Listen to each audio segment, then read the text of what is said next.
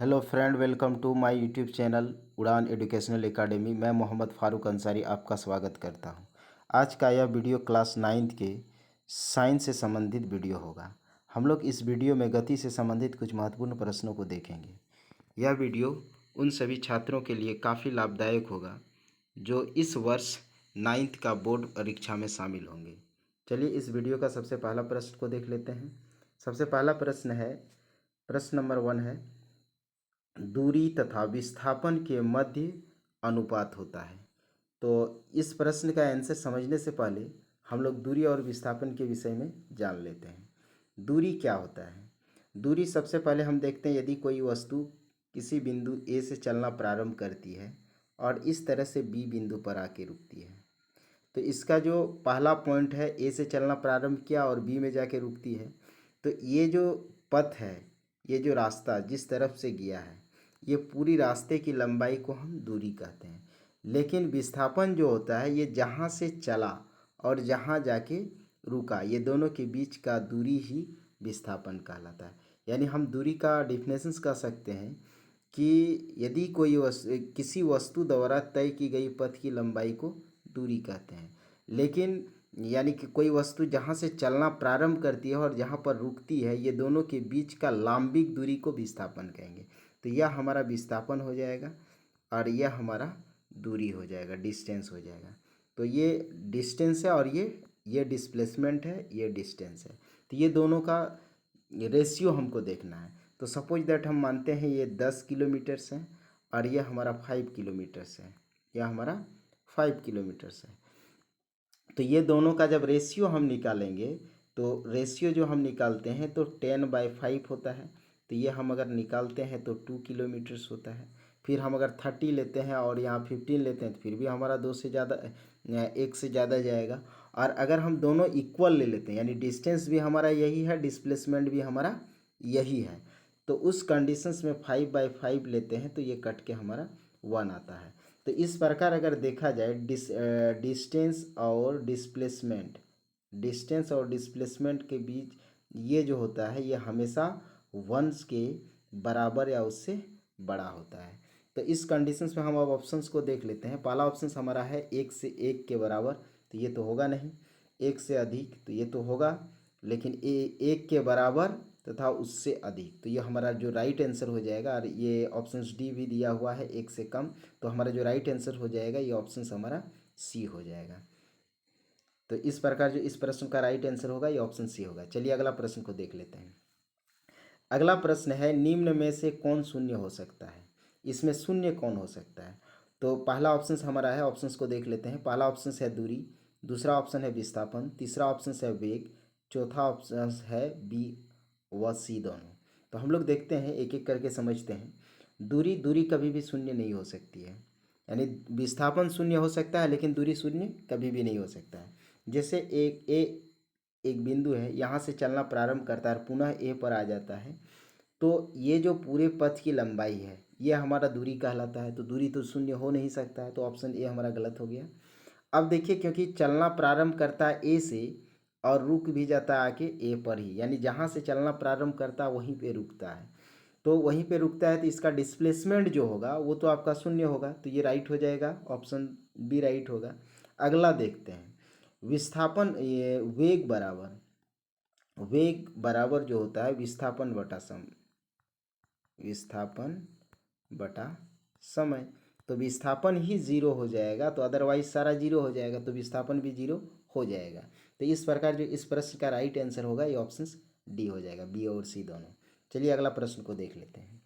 अगला प्रश्न हम लोग के सामने है, निम्नलिखित में से किस राशि का मान स्थान बदलने पर बदल जाता है, स्थान बदलने पर नहीं होता है? यानी कौन सी ऐसी राशि है जो स्थान को चेंज कर देंगे, इंटरचेंज करेंगे, एक स्थान से दूसरे स्थान ले जाएंगे तो उसका मान नहीं बदलेगा? तो हम लोग ऑप्शंस को देखते हैं। द्रव्यमान, दूसरा ऑप्शन है घर्षण के कारण बल, और तीसरा है वजन, और चौथा है गुरुत्वाकर्षण। क्योंकि गुरुत्वाकर्षण भी एक्सचेंज करने पर बदल जाएगा, वेट भी बदल जाएगा और घर्षण भी बदल जाएगा। स्थान को परिवर्तन करने पर ये तीनों बदल जाएगा, लेकिन द्रव्यमान ही एक ऐसा है जो कि कहीं भी ले जाएंगे तो बराबर रहेगा। तो इस प्रश्न का उत्तर जो होगा यह हमारा राइट हो जाएगा, ऑप्शन ए। चलिए अगला प्रश्न को देख लेते हैं। अगला प्रश्न जो है, निम्नलिखित युग्म में से किन भौतिक राशियों के समान है। यानी इसमें जो है कौन सी भौतिक राशि है जो समान है। इस प्रश्न को हम लोग देख लेते हैं, थोड़ा छोटा करके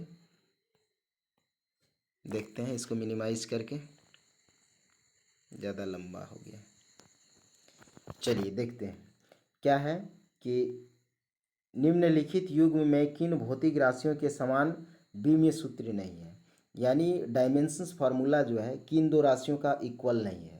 तो हम लोग सबसे पहले देखते हैं, ये फोर्स है यानी बल है, और दाब है यानी प्रेशर है और बल है।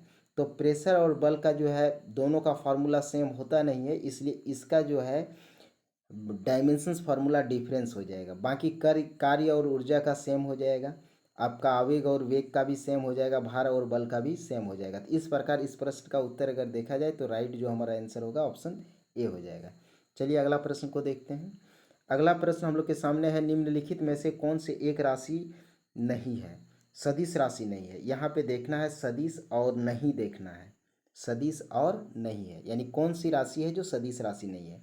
तो इससे पहले हम लोग सदिश के बारे में थोड़ा डिफिनेशंस देख लेते हैं। सदिश, सदिश क्या होता है, यानी वैसी भौतिक राशि जिसमें परिणाम तथा दिशा दोनों हो, उसे सदिश राशि कहा जाता है। तो हम लोग इसमें देखेंगे कि किसमें मैग्नीट्यूड भी है और डायरेक्शंस भी है, यानी परिणाम भी है और दिशा भी है, तो वह सदिश होगा, अदरवाइज अदिश राशि होगा। तो हम लोग देखते हैं, सबसे पहला देखते हैं, जैसे कि संवेग, पहला हमारा संवेग है। संवेग में डायरेक्शंस भी है और डिस्प्लेसमेंट भी है, क्योंकि वेग गुना द्रव्यमान को संवेग कहते हैं।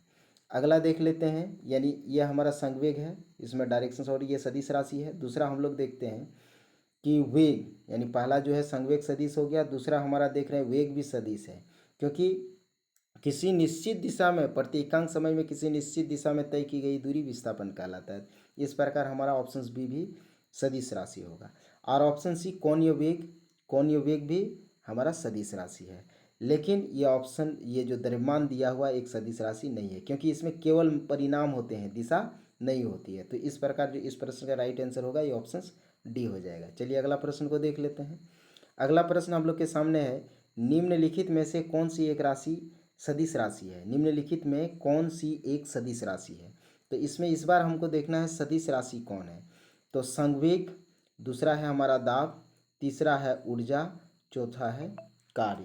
तो ये 6 नंबर का जो हमारा राइट आंसर हो जाएगा ये सदिश राशि संवेग होगा। संवेग में डायरेक्शन और मैग्नीट्यूड दोनों होता है, अदरवाइज मैग्नीट्यूड होता है, डायरेक्शंस नहीं होता है। इसमें भी डायरेक्शंस नहीं होता है, इसमें भी नहीं, इसमें भी नहीं, यानी दाब में भी दिशा नहीं होती है, ऊर्जा में भी दिशा नहीं होती, कार्य में भी दिशा नहीं होती है। तो इस प्रकार जो हमारा राइट आंसर होगा ऑप्शन ए हो जाएगा। चलिए अगला प्रश्न को देख लेते हैं।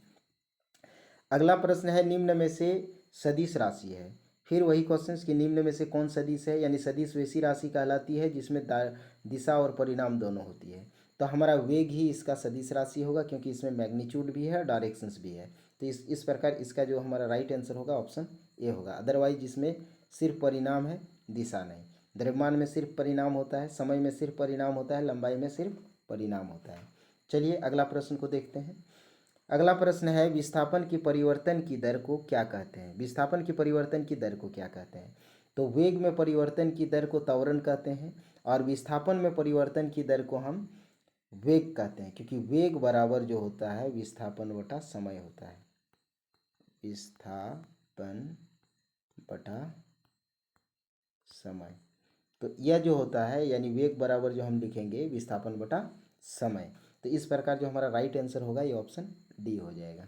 चलिए अगला प्रश्न को देख लेते हैं। वेग में परिवर्तन की दर को क्या कहते हैं। अभी जस्ट हम लोग देखें कि वेग में परिवर्तन की दर को त्वरण कहते हैं। त्वरण बराबर वेग बटा समय, तो वेग बटा समय ये त्वरण हो गया। तो इसका जो हमारा राइट आंसर होगा ऑप्शन सी हो जाएगा। Option C is right. अगला प्रश्न को देख लेते हैं। संवेग को किस के गुणनफल के रूप में व्यक्त किया जा सकता है। संवेग, अभी हम जस्ट संवेग का परिभाषा बताए। संवेग P बराबर जो होता है एम भी होता है, एम भी, जहाँ P क्या है, संवेग है, P क्या है, संवेग है, M क्या है, द्रव्यमान है, एम क्या है द्रव्यमान और भी क्या है वेग है। तो पी बराबर जो होता है द्रव्यमान गुना वेग होता है। क्या लिख सकते हैं इसको, द्रव्यमान गुना वेग। तो इस प्रकार जो हमारा राइट आंसर होगा, ऑप्शंस को देख लेते हैं। द्रव्यमान और गुना बल नहीं होगा, द्रव्यमान गुना त्वरण नहीं होगा। तीसरा दिया है जो ऑप्शन सी है द्रव्यमान गुना वेग। तो इस प्रकार हमारा राइट आंसर ऑप्शन सी हो जाएगा। चलिए अगला प्रश्न को देख लेते हैं। 0.01 किलोग्राम, 0.01 किलो की खिलौने बस की गति 5 मीटर पर सेकंड की गति के साथ चल रही है, इसका संवेग कितना होगा। तो संवेग हम लोग सिर्फ अभी P बराबर एम भी, एम गुना भी, एम हमारा दिया है 0.01 और ये हमारा है 5, ये किलोग्राम मीटर पर सेकंड हो गया। तो इसमें जब हम इसको मल्टीप्लाई कर देंगे तो मल्टीप्लाई करने के बाद 0.05 आ जाएगा किलोग्राम। तो इस प्रकार जो हमारा राइट आंसर होगा ये ऑप्शन ए हो जाएगा। ऑप्शन ए हमारा राइट हो जाएगा। चलिए अगला प्रश्न को देख लेते हैं। आवेग किसके बराबर है, आवेग किसके बराबर है, यानी आवेग बराबर जो होता है, आवेग बराबर हमारा क्या हो जाता है, आवेग जो होता है फोर्स इनटू टाइम के बराबर होता है। फोर्स और टाइम को अगर हम मल्टीप्लाई करते हैं तो हमारा आवेग निकलता है। इस प्रकार जो हमारा राइट आंसर होगा ऑप्शन बी हो जाएगा। चलिए अगला प्रश्न को देख लेते हैं। अगला प्रश्न हम लोग के सामने है, त्वरण ज्ञात करने का सही सूत्र होता है, त्वरण ज्ञात करने का सही सूत्र होता है।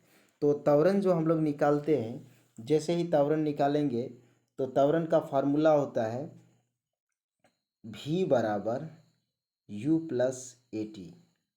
हमारा जो फार्मूला होता है v बराबर u प्लस ए टी। तो यहाँ से हम लोग a निकाल लेंगे। तो a जैसे ही निकालेंगे तो a t is equal to हमारा हो जाएगा v माइनस यू। और इसलिए अगर हम a इज इक्वल टू कर देंगे तो v minus u by t हो जाएगा। तो इस प्रकार जो हमारा राइट आंसर होगा v minus u by t, option a इसका हमारा राइट हो जाएगा। चलिए अगला प्रश्न को देख लेते हैं। एक त्वरित गति है, एक त्वरित गति यानी कंपन के साथ गति कर रही है। तो इस प्रश्न का जो हम राइट आंसर देख लेते हैं, सबसे पहले हम ऑप्शंस को पढ़ते हैं फिर इसका राइट आंसर देखते हैं। पहला ऑप्शन क्या है, रेखिक समान गति, रेखीय समान गति यानी लिनियर मोशंस होगा और इक्वल होगा। दूसरा देखते हैं समान सीधी रेखिक गति, इक्वल होगा और स्ट्रेट लाइन मोशंस होगा। अगला देख लेते हैं वृत्तीय गति, वृत्तीय गति सर्कुलर पथ पर ये जो है मोशंस करेगा तो उसको हम लोग वृत्तीय गति कहेंगे। और चौथा ऑप्शन देखते हैं इनमें से कोई नहीं। तो ये जो त्वरण उत्पन्न होती है तो इसका जो हमारा राइट आंसर हो जाएगा ये सर्कुलर मोशंस में हो जाएगा, वृत्त पथ गति में हो जाएगा। तो इस प्रकार जो हमारा राइट आंसर होगा इस प्रश्न का ऑप्शन सी हो जाएगा। अगला प्रश्न को हम लोग देख लेते हैं। अगला प्रश्न है जब एक वस्तु एक समान वृत्तीय वेग उत्पन्न करती है यानी इक्वल वृत्तीय वेग उत्पन्न करती है तो निम्नलिखित में से कौन सा परिवर्तन होता है, क्या चेंजिंग होता है। जब एक वस्तु एक समान वृत्तीय वेग उत्पन्न करती है तो इनमें से क्या चेंज होती है, बदल जाती है। तो इसमें हम लोग देखेंगे कि इसका जो हमारा राइट आंसर होगा क्या चेंज होगा। जैसे कि हम मान लेते हैं ये एक सर्कुलर पथ को बनाए और इसमें एक ऑब्जेक्ट है जो मूव कर रहा है, इस तरह से मूव कर रहा है यानी इसमें गति कर रहा है, मोशंस में है। तो इस प्रकार अगर गति कर रहा है तो इसका प्रत्येक बिंदु पर इसमें इधर डायरेक्शंस होगा, फिर इधर डायरेक्शंस होगा, फिर इधर डायरेक्शंस होगा, फिर इधर डायरेक्शंस होगा, फिर ऐसे होगा, फिर ऐसे होगा, फिर ऐसे होगा, फिर ऐसे होगा, यानी इसकी दिशा हमेशा बदल रही है। तो हमारा इस प्रश्न का जो राइट आंसर होगा देख लेते हैं। सबसे पहला ऑप्शन है हमारा संवेग, दूसरा ऑप्शन है गति, तीसरा ऑप्शन है दिशा। तो यह हमारा राइट आंसर ऑप्शन सी हो जाएगा। तो इस प्रश्न का राइट आंसर हमारा ऑप्शन सी है। अगला प्रश्न को देख लेते हैं। अगला प्रश्न जो हम लोग के सामने है कि पदार्थ के संवेग और वेग के अनुपात से कौन सी भौतिक राशि प्राप्त होती है। संवेग लेंगे, संवेग यानी P इज इक्वल टू जो होता है वो एम भी होता है, एम भी होता है, एम गुना भी। और भी का रेशियो करेंगे तो भी का रेशियो अगर हम दोनों का रेशियो निकालते हैं तो बाई भी करते हैं तो भी से भी कटता है तो हमारा एम निकलता है। एम क्या है, द्रव्यमान है, एम मास है। तो हम लोग देखते हैं इसका ऑप्शंस। पहला ऑप्शन है वेग, दूसरा ऑप्शन है त्वरण, तीसरा ऑप्शन है द्रव्यमान। तो ये हमारा इस प्रकार जो राइट आंसर होगा ये ऑप्शन सी हो जाएगा। चलिए अगला प्रश्न को देख लेते हैं। अगला प्रश्न जो है, फलांग के अचर में किसका आयाम होता है? फलांग के अचर में किसका आयाम होता है? तो इसमें देखिए ऊर्जा का, इसका नहीं होता है। रैखिक गति का, इसका भी नहीं होता है। कोणीय गति का, इसी का होता है। तो इस प्रकार जो हमारा राइट आंसर हो जाएगा ऑप्शन सी हो जाएगा, जिसमें से बल का नहीं होगा। चलिए अगला प्रश्न को देख लेते हैं। अगला प्रश्न जो हम लोग के सामने है, किसी पिंड के द्रव्यमान तथा भार के में अंतर होता है क्योंकि, यानी किसी भी पिंड है, कोई भी ऑब्जेक्ट है, उसका द्रव्यमान और भार में अंतर होता है। क्यों अंतर होता है? तो इसका जो हम लोग देख लेते हैं, पहले ऑप्शंस को पढ़ते हैं फिर क्या होता है देखते हैं। तो पहला ऑप्शन है द्रव्यमान परिवर्तन होता है जबकि भार स्थिर रहता है। दूसरा ऑप्शन है द्रव्यमान स्थिर रहता है जबकि भार परिवर्तन होता है। और ऑप्शन सी है दोनों, और ऑप्शन डी है दोनों में से दोनों गलत हैं। तो इस प्रश्न का जो राइट आंसर होगा ये ऑप्शन बी होगा। क्या होगा? क्योंकि पिंड का द्रव्यमान स्थिर रहता है लेकिन उसका भार परिवर्तनशील होता है। तो इस प्रकार इस प्रश्न का राइट आंसर हमारा ऑप्शन बी हो जाएगा। चलिए अगला प्रश्न को देख लेते हैं। अगला प्रश्न है, गति का प्रथम समीकरण के मध्य संबंध दर्शाता है। गति का प्रथम समीकरण के मध्य संबंध दर्शाता है। तो कौन दर्शाता है, यहाँ पे हमको डालना है। यहाँ पे क्या लिखा है, यहाँ क्वेश्चन है क्या है, गति का प्रथम समीकरण के डैश मध्य संबंध दर्शाता है। किसके मध्य यह संबंध दर्शाता है? तो इस प्रश्न का जो राइट आंसर होगा, हम लोग पहले ऑप्शंस को देखते हैं फिर चुनते हैं। तो स्थिति एवं त्वरण, दूसरा है वेग व समय, वेग व त्वरण, चाल और वेग। तो गति का प्रथम समीकरण हमेशा वेग और त्वरण से संबंधित संबंध को दर्शाता है। इसका जो राइट आंसर होगा ऑप्शन बी होगा। चलिए अगला प्रश्न को देख लेते हैं। अगला प्रश्न जो है हमारा, अगला प्रश्न है, गति का द्वितीय समीकरण डैश मध्य संबंध दर्शाता है। गति का द्वितीय समीकरण किसके बीच संबंध दर्शाता है? तो ये स्थिति और समय के बीच। तो इस प्रकार जो हमारा राइट आंसर होगा ये ऑप्शन ए हो जाएगा। चलिए अगला प्रश्न को देख लेते हैं। अगला प्रश्न जो है, गति का तृतीय समीकरण डैश से संबंध दर्शाता है। तो तृतीय समीकरण जो है ये किससे संबंध दर्शाता है? पहला देखते हैं वेग व समय, नहीं। दूसरा देखते हैं वेग और चाल, नहीं। वेग और स्थिति। तो ये इस प्रकार जो हमारा राइट आंसर होगा ये ऑप्शन सी होगा। डी तो होगा नहीं, ऑप्शन सी है। तो चलिए अगला प्रश्न को देख लेते हैं। अगला प्रश्न है, चाल समय ग्राफ से प्राप्त होता है। चाल समय ग्राफ से क्या प्राप्त होता है? तो चाल समय ग्राफ से चाल बटा समय से अगर हम लोग इसमें निकालेंगे चाल समय ग्राफ से, तो विस्थापन नहीं होता है, चाल नहीं होता है, दूरी नहीं होता है। तो इस प्रकार जो होता है त्वरण। तो चाल समय ग्राफ से हम त्वरण को ज्ञात करते हैं। तो और एक इस वीडियो का ये अंतिम क्वेश्चन था, और फिर हम लोग